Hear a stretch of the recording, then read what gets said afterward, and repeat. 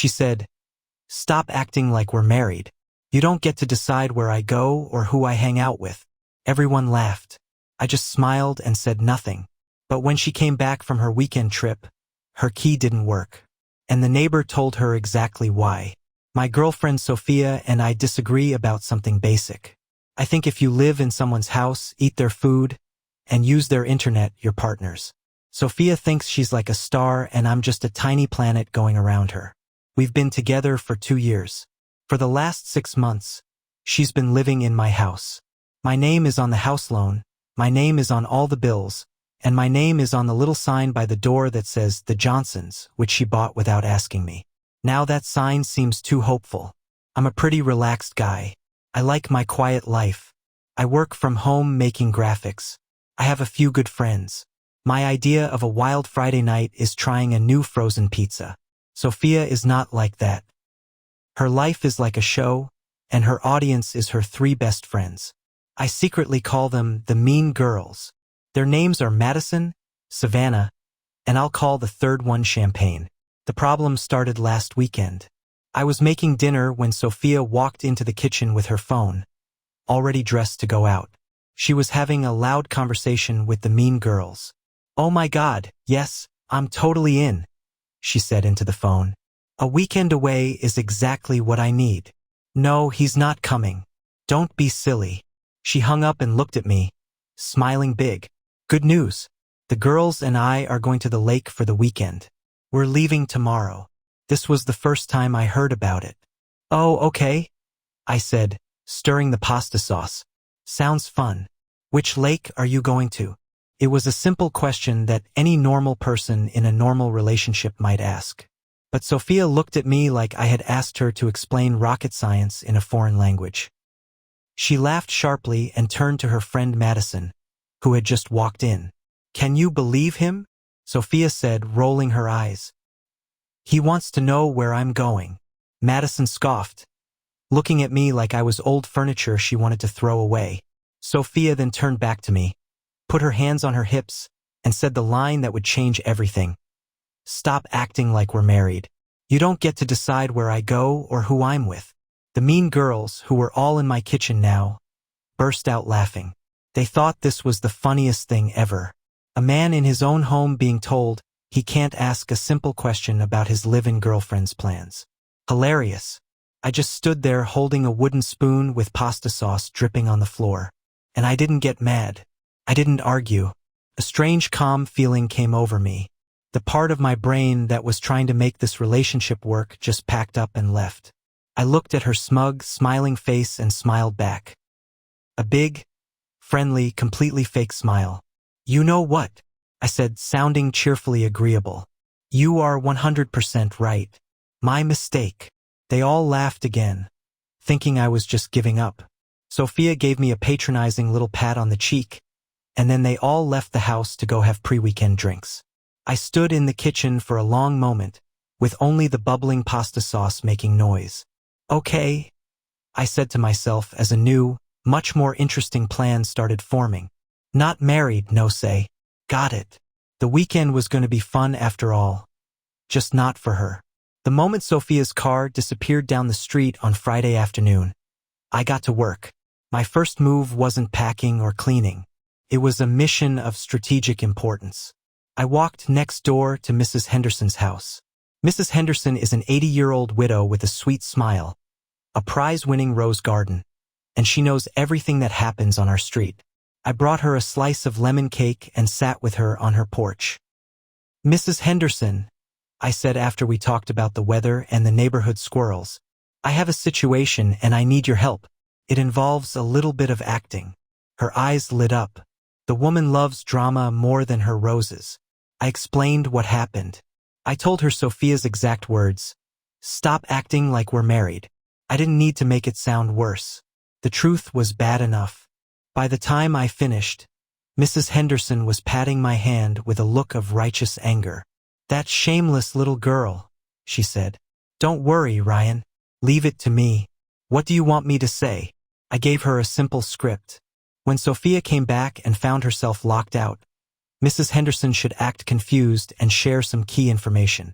With my partner in crime secured, I went home to begin what I called Operation Bachelor Pad Resurrection. My house for the last 6 months had been full of beige pillows, pointless little bowls that held nothing, and art that looked like a printer ran out of ink. It was time to take back my space. I didn't just pack Sophia's things. I organized them carefully. I got boxes and a thick black marker.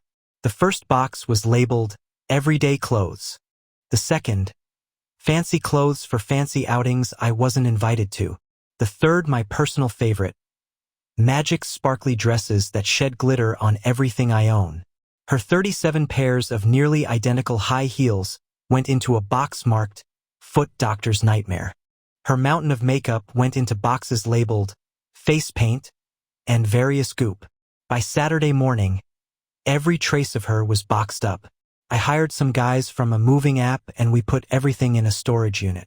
I paid for 1 month, a generous gesture, I thought. With the house cleared, the real fun began. I went shopping. I rolled up the beige rug and replaced it with fake grass that looked like a football field. I sold her sterile white couch online and bought a giant black leather recliner with about 16 cup holders. Her sad coffee table was replaced by a vintage pinball machine I found online. It didn't work, but it lit up and that's what mattered. The bedroom was next. I took down the weird hanging thing she had over the bed and replaced it with a framed poster of a grizzly bear catching a fish. Felt right. My final and most brilliant move happened Saturday afternoon. I drove to the animal shelter just to look. An hour later, I came home with a 120-pound St. Bernard puppy named Max. Max was not small. He was a furry, drooling, lovable wrecking ball. He immediately claimed the new leather sofa and fell asleep snoring loudly. The house was transformed. It was no longer a showroom for a sad beige life. It was a fortress of glorious, unapologetic bachelor living. I spent the rest of the weekend playing fetch with Max, drinking beer from the bottle in my own living room, and changing all the passwords. The new Wi-Fi network was named Get Your Own Wi-Fi, and the password was Not Married LOL.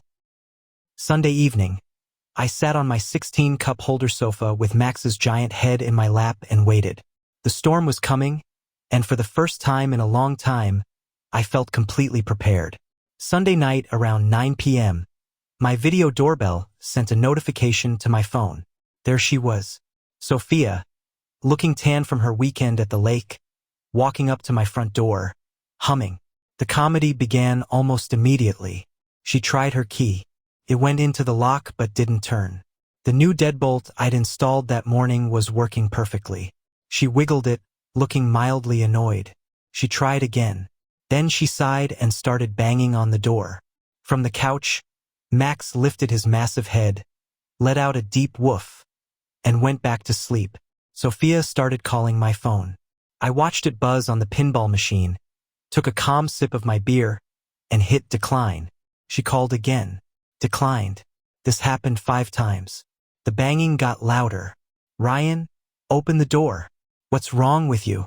My key isn't working. I stayed silent. This was all part of the show. After another 5 minutes of frantic pounding, she seemed to give up.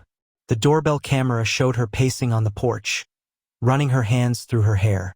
Then, right on cue, a porch light came on next door. It was Mrs. Henderson in her bathrobe, holding a watering can.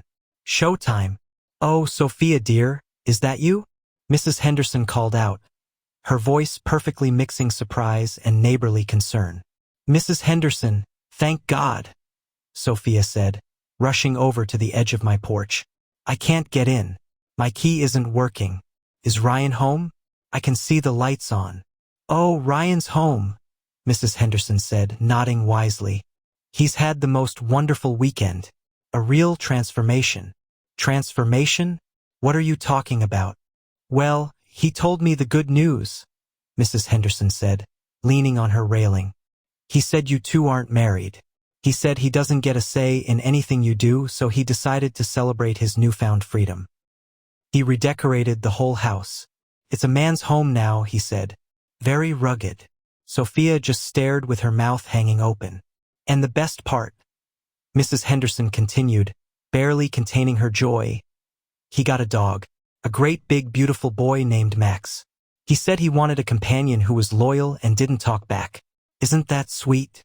The look on Sophia's face was a masterpiece of disbelief and horror. She slowly turned and peered through my living room window.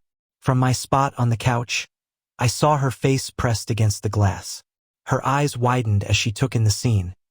The football field rug, the pinball machine, and the giant snoring Saint Bernard taking up her spot on the new sofa. She let out a sound that was somewhere between a scream and a sob. She pulled out her phone and started texting me. My phone lit up with angry, all-caps messages. That's when I decided to respond. I sent her one simple text. You said to stop acting like we're married. You said I don't get a say. I agree. This is my house and you don't get a say in how I live in it. Since we're not married, I've returned your non-marital property to a secure location. The address is 123 Storage Way, Unit 42. The code is 1-2-3-4. You have 1 month. Have a great life. I then blocked her number. The doorbell camera showed her reading the text. She looked at her phone. She looked at the window. She looked back at her phone. Then she let out a scream of pure rage and threw her phone onto my lawn. It was truly spectacular. She ranted and raved for another 10 minutes before Madison arrived to pick her up. The next day, the expected social media campaign began. Vague posts about being betrayed, about men who can't handle a strong, independent woman. It was pathetic. But I had one more card to play. The social media drama was predictable and boring. Sophia and the mean girls posted stories with sad music, talking about knowing your worth and cutting out toxic energy. It was all so generic it was almost funny. They were trying to paint me as a villain, but they were using a paint-by-numbers kit. I let them go on for about 2 days. Then I decided to provide some much-needed context. I didn't engage with them directly. Instead, I made a post on my own social media page, visible only to our mutual friends. It was a photo album. The first picture was of my living room from a month ago. The sad beige couch, the pointless bowls, the general feeling of a dentist's waiting room. The caption read, "Before." The second picture was my living room now. The glorious leather recliner, the football field rug, the glowing pinball machine, and Max sprawled out looking majestic. The caption read, "After." The final picture was a selfie of me and Max on the couch. We both looked incredibly happy. The caption was simple. Decided to redecorate based on my new relationship status. It was brought to my attention that I'm not married and don't get a say in things, so I'm embracing my freedom.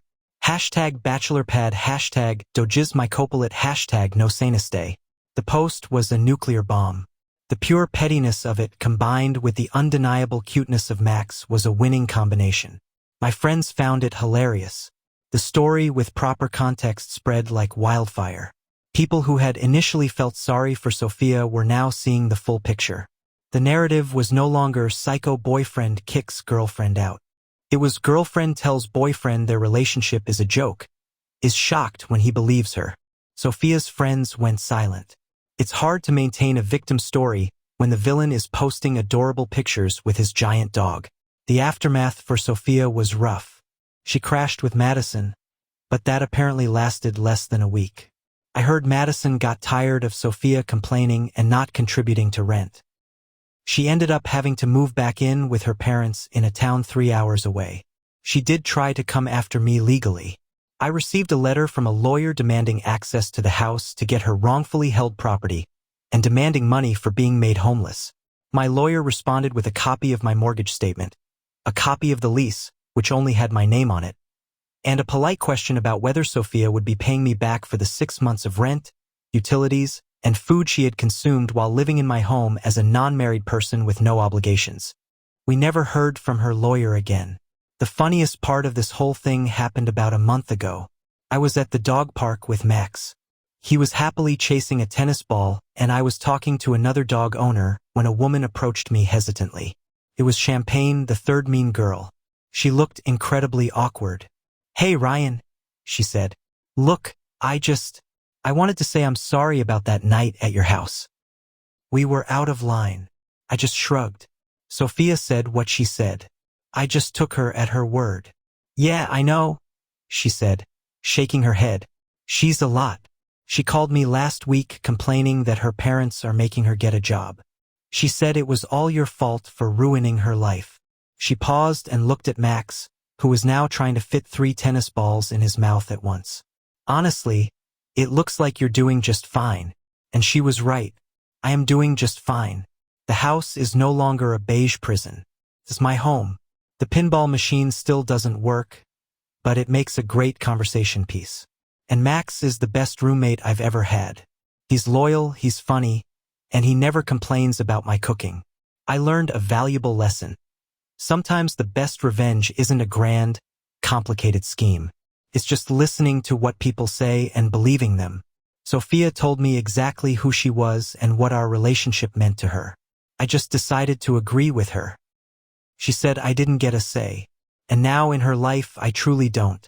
And in my life she doesn't either. And that, combined with a giant drooling dog, is a pretty happy ending.